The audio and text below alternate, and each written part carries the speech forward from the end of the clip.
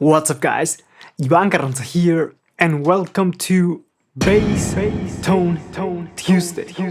Today we're going to talk about 5 tips to get you a better stage or monitor sound.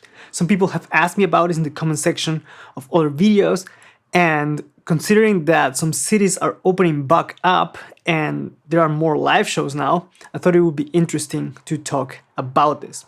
Now, let me tell you that what we're going to talk about here mostly applies to situations where you have PA support. So that means you're not relying on your amp or your rig or your setup to either fill a room or to cover all the sound in an open air show. So you have PA support. Now, this takes me to point number 1, which is keep the stage volume down. You want ideally to have a very quiet stage so that the sound engineer can work the PA and provide a good sound for the audience. And by keeping the stage volume down, you're also able to pick up the different instruments much easier. You can pick up the nuances much easier, and you're not competing for loudness against, for example, a super loud guitar amp that's just blasting, the stage and covering all these frequencies and you can't hear anything, or a super loud drummer that's just smashing the cymbals and you can't hear anything. In those situations, it's hard to hear yourself, and you might end up also raising the volume, and then you're competing in a loudness war against the other band members. So ideally, you want to keep the volume low so that you can hear everything better. And then from that point, you can adjust. We're going to talk about it in a second as well. I think a rule of thumb for this could be keep the volume as low as possible, but as loud as necessary. Because unless you're using in-ear monitors, of course you want to hear your bass, you want to feel your bass.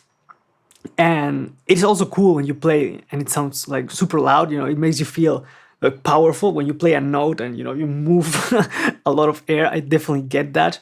But like I mentioned, keeping the stage volume as low as possible so that the sound engineer can work the PA and you can hear everyone clearly, and as loud as necessary so that you can perform at your best as well.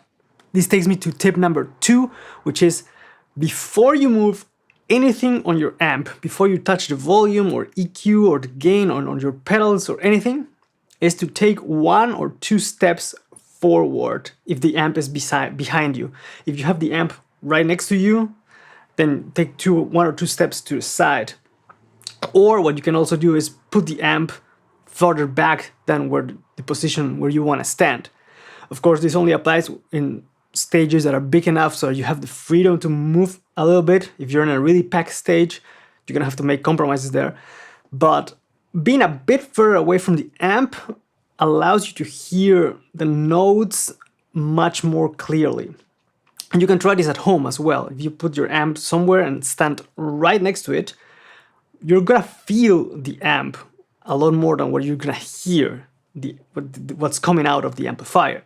And if you take 1 or 2 big steps forward, then you're gonna listen to, or you're gonna be able to hear more of what you're playing. And this helps to avoid raising the volume too much, because you're right next to the amp and you think, okay, I can't hear myself, I'm gonna crank the volume, and that is gonna contribute to what I mentioned earlier about the loudness wars. So you want to keep the stage volume down, like I mentioned, and you can help yourself, to hear yourself better by moving a bit further away from the amp. Tip number 3 would be to raise your cabinet off the floor. And this is very useful if you have a small, 1/12 cabinet only. And those are pretty tiny cabinets, and most of what you're gonna feel or hear is pointed directly to your legs. So you're probably not gonna hear that much coming out of a really small cabinet that's on the floor. And by putting it in like a milk crate or a chair or something to raise it up, you're gonna be able to hear, because the amp or the speaker is closer to your ear, so you're gonna be able to hear yourself better. The downside to this is that you're gonna lose bottom end because there's no contact or direct contact with the floor.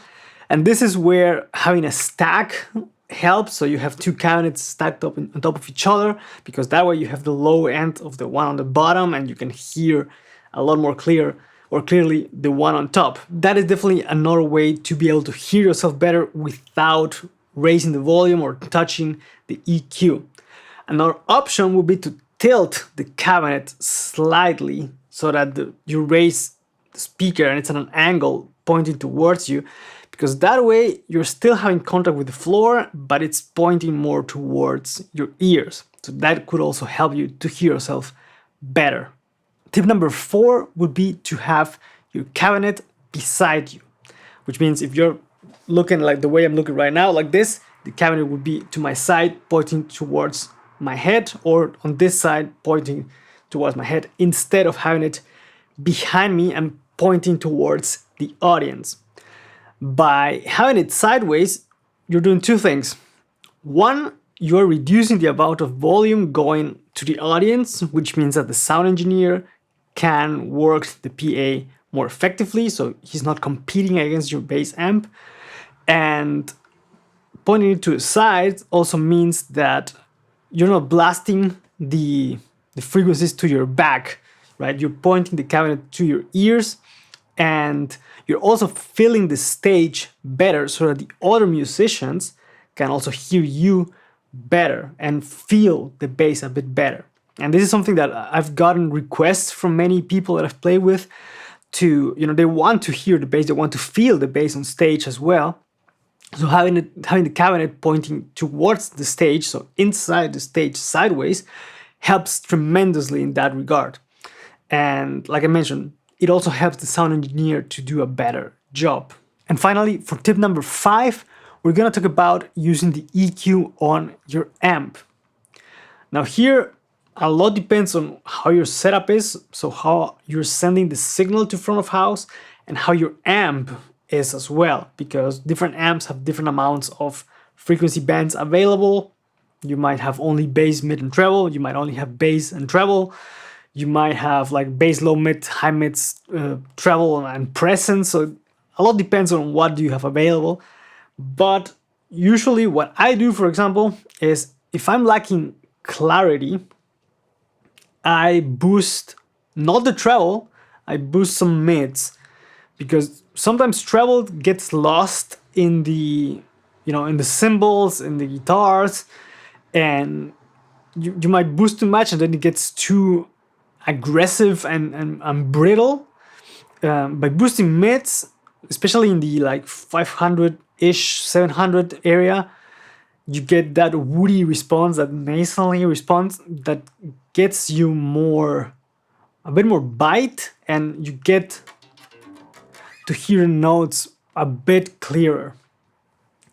If you feel like your sound is too thin, so it's not carrying, and you don't feel enough, like you don't feel the bass enough, it's like only note content but no woof, right? Then you can boost some bass there, because bass is gonna make you feel the sound more. You're gonna have a response in your body, because you're moving the air and you're feeling that woof behind the note as you play.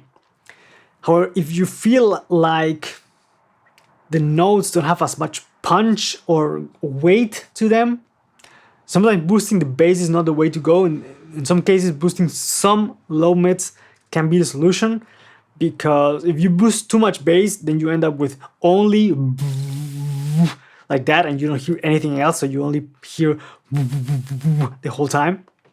But boosting low mids, those are a bit higher on the bass, and they still provide you with some weight to the notes, but don't kind of trap your sound in a lot of rumble.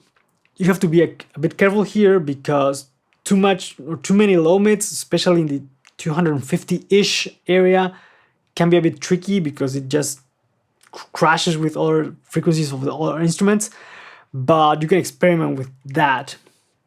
Now, like I said, different amps have different frequencies, and sometimes as well, boosting is not the way to go. You might want to cut some frequencies. And for example, in my amp, I have a high pass filter, so I can actually remove rumble. And this is super helpful if you're in a room that's extremely boomy and you only hear all the time. By raising the high pass filter a bit, you're freeing up some of the rumble there and you can hear yourself better. This also applies, for example, if you have too many low mids, for example, and then you can cut them back a bit if things are getting muddy, or if you have too much treble and that is masking the other frequencies, you might cut a bit to give the other frequencies more room and you can hear them better. So you can experiment there a bit, but boosting the volume right away is not what I would do like from the beginning if you can't hear yourself. So I think a good rule of thumb would be to change one variable at a time.